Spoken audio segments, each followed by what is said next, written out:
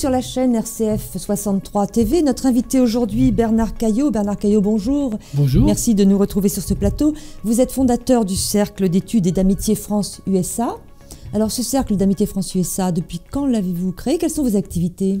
Alors nous l'avons fondé en 2005. Bon, l'aventure a commencé en 2003 et il a été fondé directement avec le consulat des États-Unis et en particulier à l'époque avec Angie Bryan qui était la consul des États-Unis à Lyon de l'époque. Vous avez des activités, des conférences, des échanges? Nous avons des activités, conférences, échanges, beaucoup d'activités que vous pouvez retrouver sur notre site france-usa.fr.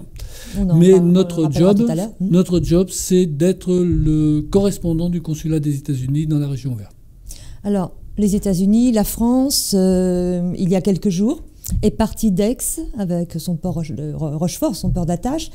L'Hermione, vous l'avez là, vous la voyez, elle cingle vers les États-Unis. Elle arrivera aux États-Unis pour la fête de l'indépendance, d'ailleurs je crois le 4 juillet prochain. Mais ce bateau, cette frégate, on peut dire que ce n'est pas un vaisseau, c'est un petit bateau, une frégate, a emporté en 1780 quelqu'un qui est devenu très très célèbre. D'abord, quel est votre sentiment quand vous voyez ce bateau, cette reconstitution de ce bateau, l'Hermione qui part vers les États-Unis? Plusieurs sentiments. Le premier sentiment, c'est de dire c'est un merveilleux bâtiment, hein, l'Hermione, qui a été le symbole de l'engagement de la France vers les États-Unis d'Amérique. Parce que ce que l'Hermione apportait, c'était d'abord la nouvelle que Louis XVI allait envoyer des troupes directement combattre sur le sol américain. C'était ça la grande nouvelle. Et Lafayette était en charge d'apporter cette nouvelle. Vous avez dit le nom, Lafayette. Lafayette, c'est donc l'objet, si je puis dire, de votre ouvrage, Lafayette de l'Auvergne à l'Amérique, 1757-1784. Vous avez écrit ce livre aux éditions L'Harmattan, collection historique, mais 1757-1784, en fait c'est peu de temps dans l'histoire de Lafayette. Sa naissance, 27-28 ans, et déjà, tout un ouvrage sur cette jeunesse. Qu'avez-vous à nous dire de cette enfance, de cette jeunesse de Lafayette? Bon, on sait qu'il est né ici à Chavagnac, en Haute-Loire, mais après, c'est surtout à Paris qu'il a vécu, qu'il est devenu ce Lafayette, jeune marquis de Lafayette, qui va devenir le général Lafayette. Alors vous résumez bien la problématique de cet ouvrage. C'est la jeunesse de Lafayette. Lafayette est un homme qui a vécu très longtemps dans son siècle. C'est un homme qui a vécu 77 ans. Il a connu plusieurs révolutions. Naturellement, la révolution américaine, qui est l'ouvrage au cœur de cet ouvrage. La guerre d'indépendance. La guerre d'indépendance américaine. Et ensuite, ça va être les révolutions françaises, 89, 93 et 1830.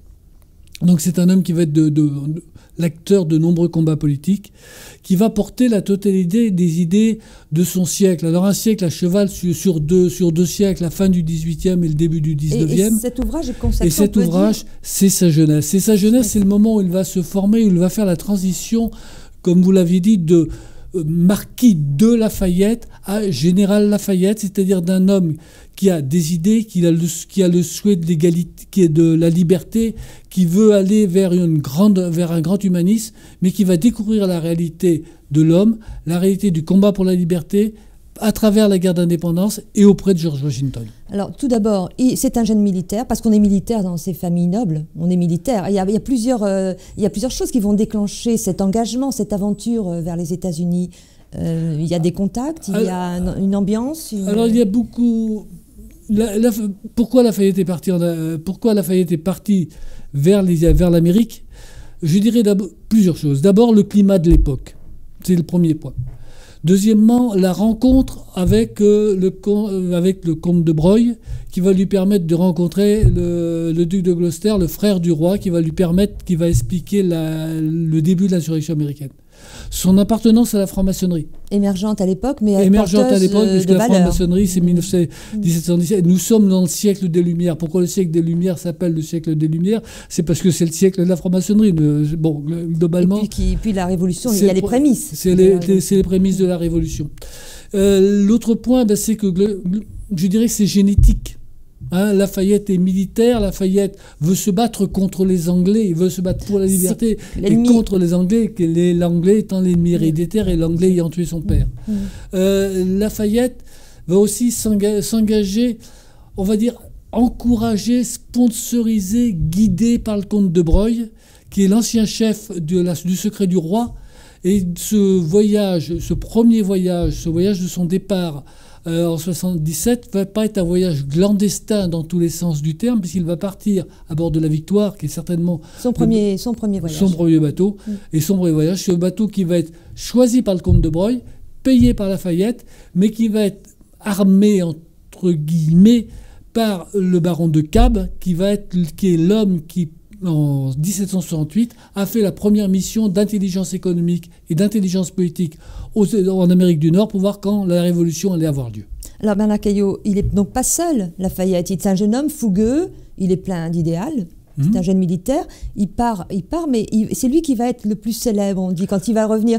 Et qu'est-ce qui fait qu'il part déjà, là-bas, il y a des mésaventures. On n'arrive pas comme ça il part, il n'est pas le premier à partir, parce que le premier qui est parti, c'est un char de bon vouloir que tout le monde a oublié, que personne ne connaît, qui est parti en 1775. Donc, quelques mois après le début de la Révolution, après la Révolution américaine, de la guerre d'indépendance, du début de la guerre d'indépendance, un char de bon vouloir part, envoyé par Vergennes. Donc par le gouvernement français. Donc Lafayette n'est pas le premier à partir, énormément d'autres soldats étaient partis. Mais c'est le plus célèbre, parce que d'abord c'est le plus riche, c'est le plus symbolique, et c'est l'homme qui va le mieux comprendre la situation politique américaine et qui va en porter le mieux les valeurs en se rapprochant de George Washington et en ayant avec lui ces relations très particulières, père-fils, qui vont caractériser cette révolution. Avant de parler justement de cette relation, on peut dire, filiale qu'il y a entre George Washington et lui, il part quand même avec des idées. Il découvre là-bas ce qu'on peut appeler la démocratie. Est-ce que vous pouvez nous préciser quel type de démocratie? Parce que les droits de l'homme, c'est pas encore bien précisé. Mais alors, il parle déjà, j'ai lu dans votre ouvrage, qu'il parle quand même déjà dans ses mémoires d'un combat pour les droits de l'humanité. Tout à fait. Il y a déjà donc plus qu'un germe, il y a une vision du monde. Il part pour je veux dire, il s'engage. Lafayette n'a pas lu beaucoup de philosophes avant de partir, mais il s'engage pour les droits naturels. Et dans les droits naturels, la liberté fait partie des droits naturels. Et ces droits naturels, cette liberté, comment s'organise-t-elle? Elle s'organise à travers le gouvernement du peuple. No taxation without representation. Pas de taxation sans représentation. Et ça, c'est l'Amérique. C'est l'Amérique. C'est la valeur de... C'est la valeur de la révolution américaine. Parce que nous, on parle de guerre d'indépendance, mais les Américains parlent de révolution américaine. Donc, c'est les valeurs de la révolution américaine. Il va découvrir une armée du peuple, des soldats de l'an 2 avant l'heure. Vallée-Forge, ça va être pour lui une découverte extraordinaire. Des soldats non payés qui se nourrissent eux-mêmes, sans voler et sans rapiner, et qui vont tenir dans la neige, dans le froid, pendant des mois, pendant tout un hiver, pour pouvoir maintenir la flamme de la liberté. Alors il revient et il repart plusieurs fois, il amène de l'aide. Mais il amène un corps expéditionnaire, il amène quoi aux Américains comme aide? Alors, Lafayette est l'homme qui va être le symbole des différents mouvements. La guerre d'indépendance américaine se déroule avec 3 mouvements, trois ou quatre mouvements. Premier mouvement, il y a une aide clandestine. Et il va être le symbole du passage de l'aide clandestine à l'aide officielle. Ensuite, derrière l'aide officielle, il va y avoir une intervention. Et donc, il va partir avec la Victoire, il va revenir avec l'Alliance, il va faire un séjour d'1 an à la cour de Versailles. Pendant cette année, le gouvernement français, en particulier Vergennes, va construire une politique extrêmement complexe pour permettre d'envoyer des troupes. Donc il y a une diplomatie aussi importante. Donc c'est un ouvrage qui est paru précédemment, qui s'appelle Des Bourbons, l'Angleterre face aux Bourbons dans la guerre d'indépendance américaine, qui est une diplomatie très importante. On ne fait pas traverser à 8000 hommes l'Atlantique contre la Royal Navy avec d'un coup de baguette magique. Il faut des bateaux, il faut pouvoir les escorter, il faut que l'Europe accepte que la France envoie des troupes à l'extérieur, il faut que l'Europe était d'accord, là. Il y avait une Union européenne derrière la France. Il y a une alliance européenne pour battre l'Angleterre. Oui, pour battre l'Angleterre, c'était pas l'Europe d'aujourd'hui. Pour une alliance européenne, pour battre l'Angleterre et favoriser le commerce avec les États-Unis d'Amérique, qui sont reconnus depuis 1776, donc qui ne sont plus des révoltés, mais qui sont un État reconnu. Alors il y a une chose importante, parce que si c'était un idéaliste, Lafayette, c'était aussi, on peut dire un homme, vous dites qu'il avait l'intelligence des situations, et effectivement il y a des problèmes, des enjeux économiques. Il fallait absolument conserver les Antilles. Il le dit dans ses mémoires aussi. Notre commerce maritime avec les Antilles était absolument à protéger. Le fait de conserver les Antilles est l'obsession de la diplomatie française pendant toute cette période. Les Antilles, le sucre, par le commerce triangulaire qu'elle nécessite, est la richesse absolue de cette époque. Donc, il faut absolument sauver les îles des Antilles. Et on le verra très bien avec les croisières de l'amiral Destaing, un autre Auvergnat, qui joint l'utile et l'agréable, c'est-à-dire va aider les Américains sur les côtes de l'Atlantique, mais descend rapidement pour reprendre quelques îles, dont Sainte-Lucie, aux Anglais, et ensuite remonter du côté de Savannah et retourner après à Brest. Donc, globalement, sauver les Antilles est le combat de toute la politique diplomatique de la royauté. Alors la Louisiane est un État, enfin à l'époque c'était pas un État, mais est vraiment un enjeu très important. Ah non, la Louisiane n'est pas un enjeu. C'est pas un enjeu. Reprenez-moi. Oui. Je vous reprends parce que la Louisiane à l'époque n'est pas française. Elle a été donnée à l'Espagne en 1762 dans le cadre du pacte de famille. À partir du moment où apparaît la guerre de 7 ans, une guerre pendant laquelle Lafayette va perdre son père, nous perdons le Canada. Une fois qu'on a perdu le Canada, on ne peut plus aller en Louisiane. Parce que par le nord, on ne passe pas. Par l'ouest, on ne passe pas non plus. Il faut traverser les colonies britanniques. Par le sud, il n'y a pas de port. La Nouvelle-Orléans, n'en parlons pas. Ça n'existe pas sur le plan maritime. Et on ne peut pas passer par l'est, parce que si on passe par l'ouest, on arrive du Mexique. Donc, dans le cadre du pacte de famille, on donne la Louisiane aux Espagnols. Et à partir de 1762, jusqu'au moment où Napoléon va la revendre aux Américains, pour des raisons très compliquées qu'on n'expliquera pas ici, la Louisiane est espagnole. Donc, d'accord. Elle est en dehors du... Complètement en dehors. Elle est espagnole, et les Espagnols, qui vont être l'autre grand acteur de la guerre d'indépendance américaine, vont se servir de la Louisiane pour approvisionner les colons américains par le Mississippi. Oui, ça remonte par le Mississippi. Voilà, remonte vers la future capitale qui est Washington, et j'en arrive à ce nom célèbre évidemment, pour revenir aussi à notre héros, Lafayette, cette relation extraordinaire qu'il va établir sur place avec George Washington. Il ira même jusqu'à nommer son fils George Washington. Son fils s'appellera George Washington. Son fils s'appelle George Washington, et sa fille s'appelle Virginie. Aussi. Ce qui permettra à Franklin, qui avait beaucoup d'humour, de lui écrire en lui disant « J'espère que vous finirez par faire les 13 États, mais faites attention, si vous avez un garçon que vous l'appelez Connecticut, il faudra vraiment que ce soit quelqu'un de difficile. » Rappelons que c'était l'ambassadeur d'Amérique. C'était l'ambassadeur du Congrès. Exactement. En France. Alors donc, Washington, Lafayette, il y a un lien extraordinaire entre eux, et c'est un peu une histoire très personnelle. Il y a un bouquin excellent qui a été écrit par un Américain sur ce sujet-là, mais on peut dire que Lafayette et Washington, c'est père-fils, fils-père, pour un tas de raisons. D'abord, Lafayette avait perdu son père, il avait 18 mois, donc il n'a pas de relation, pas d'image paternelle forte. Élevé par des femmes. Washington, lui, n'a pas eu d'enfant. Donc, quelque part, pour Washington, il trouve un fils auquel il n'aurait jamais rêvé.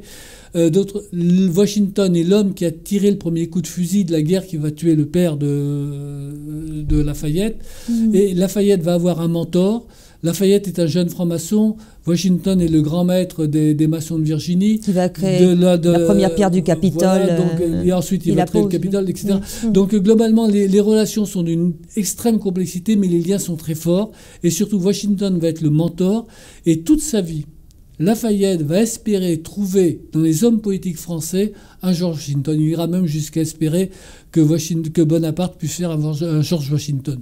Oui, ce ne sera pas tout à fait... Il aura l'illusion que quelques semaines. L'illusion, mais ça c'est pour... Que quelques semaines. C'est pour plus tard. Il retourne une dernière fois aux États-Unis, c'est vers 1824, si je crois, Voilà. et George Washington est décédé. Décédé, bon, les États-Unis vont avoir une histoire un peu complexe pendant quelques temps. Et quand Lafayette fait son dernier voyage, son triomphal tour, selon l'expression consacrée, en 24, eh bien, ça va être la vedette. Et c'est là où il va devenir, en quelque sorte, un père fondateur post-mortem des États-Unis d'Amérique, et que de nombreuses villes vont prendre son nom, Fayetteville, etc. Lagrange, il y a beaucoup de Lagrange aux États-Unis. Oui, parce que Lagrange, il faut préciser que c'était en France. Le château de Lafayette. Le château de Lafayette. Où Lafayette a vécu. Lafayette a vécu au château de Lagrange en Seine-et-Marne, beaucoup plus qu'il a vécu à Chavagnac, qui se garde l'honneur de sa naissance, et c'est un bel honneur. Et c'est un bel honneur.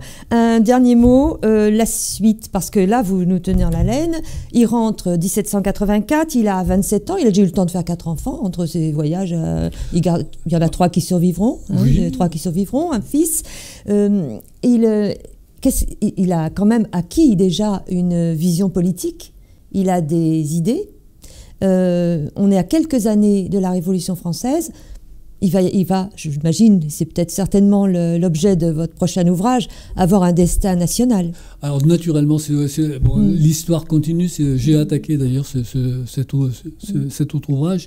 En 1784, quand il rentre, l'objectif, c'est de donner à la France le bonheur américain qu'il a vu.